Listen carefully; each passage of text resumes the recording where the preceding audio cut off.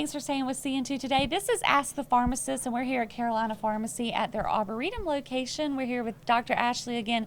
Ashley, we're talking today about antibiotics. We're getting into the cold flu season, so this is the time a lot of people may be having to have an antibiotic. Talk about exactly what they are. And we're actually behind the scenes here, behind the counter here at Carolina Pharmacy, seeing what it's like. So talk a little bit about antibiotics. Yeah, absolutely. So antibiotics are a type of medication that work to fight against bacteria. Okay. Not all sicknesses are caused by bacteria.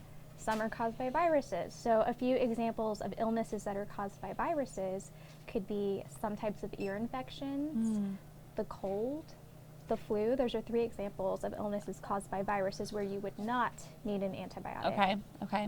And you know, you may ask the doctor, why am I not getting an antibiotic? But that is the reason why. That is the reason. If there's no actual bacterial infection, there is no need for an antibiotic. Okay, and you have many different types that are to your right over here. And talk a little bit about, you know, what antibiotics do, how they help fight against that bacteria. Yeah, so with antibiotics, I would like to say that one size does not fit all. So specific types of bacteria cause specific types of infections. Okay. And certain antibiotics cover specific bacteria. So there's not one antibiotic that will cover everything and take care of everything. So you want to make sure that when you are feeling ill, you are being seen by a provider. What they will do is they'll rule out whether it's a bacterial infection or a viral infection. And what they can do is culture or get some kind of specimen from you and test it to see what kind of bacteria is, and then they'll narrow down what antibiotic you take to that bacteria. Okay. So this is something that really needs to be overseen by your healthcare professional. And we have different kinds of antibiotics. So for a lot of adults, they will take capsules or tablets. But for children, a lot of them have trouble swallowing that. So we have these in their little boxes and plastic bottles, and these are liquids. They're suspensions, and we mix them upon giving them to the patient or the patient's mom and dad. They typically are only good for about 10 to 14 days. That's why they stay as a powder, and then when we mix them, it's for when the patient's ready to take it. And you do that right here on site as well, right? We do, yes. Yeah. And you kind of answered the question, but for people who say, well, I had a certain illness last year, I still have some leftover amoxicillin or something, I can just take that and not go to the doctor. What's your response to that? No, please don't do that.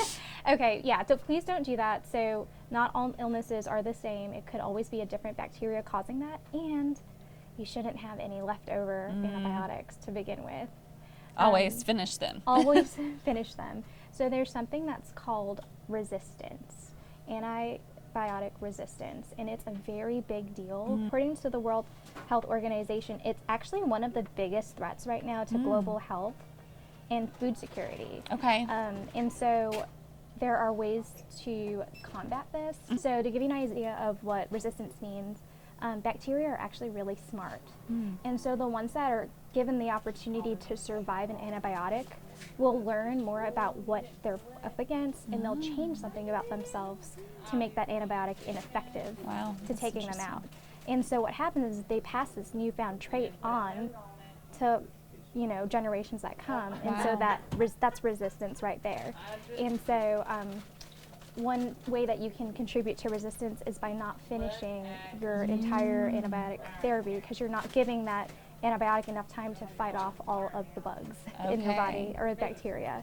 So that's one thing that could happen. There are a few different illnesses that are being added to this list of common infections that are actually becoming really hard to treat because of resistance. So some of those are pneumonia, tuberculosis, and even gonorrhea. Wow, So they're becoming harder and harder to treat. There are ways for us to prevent increasing resistance. The first is only use an antibiotic when it's prescribed by your healthcare provider, which we previously mentioned. They'll oversee that and make sure that if you do need an antibiotic, you're getting the right one. Right, okay. The second thing is if your healthcare provider says, hey, Renee, you don't need an antibiotic. It's not a bacterial infection. Please do not, ask otherwise, because if you don't need an antibiotic, there's no need to take one. It's not going to Okay. help you. Actually, you might even just get side effects without any benefits. Right. Okay. Another thing is to always follow your health care provider's advice about antibiotics. So if they're telling you, let's say, take it for 3 days or 5 days, just make sure you're doing that and you're Okay. finishing the course of therapy. So even if you may be feeling okay, Yeah. you still need to finish it. Exactly, just to make sure you're taking out all of the bacteria that could be affecting you, not leaving anything behind. Yeah. And also just never take leftover antibiotics. You shouldn't have leftover antibiotics, but don't take them and don't share them either. Like, yeah. hey, this sounds like what I have. Like, I have some of this in my medicine Right. cabinet. That's just not something that we would want to do. Okay. And if you have any other questions, you can always contact you guys here at Carolina Pharmacy. Absolutely, yeah. You can contact us here. You can even walk in at all of our locations. All of our pharmacists are available for any types of questions you might have. Okay. Well, thank you, Doctor, so much for talking to us. Of Hopefully course. people won't have to use them this season, but we know it comes. But thanks again. The number's on your screen if you need to reach out to Carolina Pharmacy. All right. We'll stay with CN2 today. We'll be back after this break.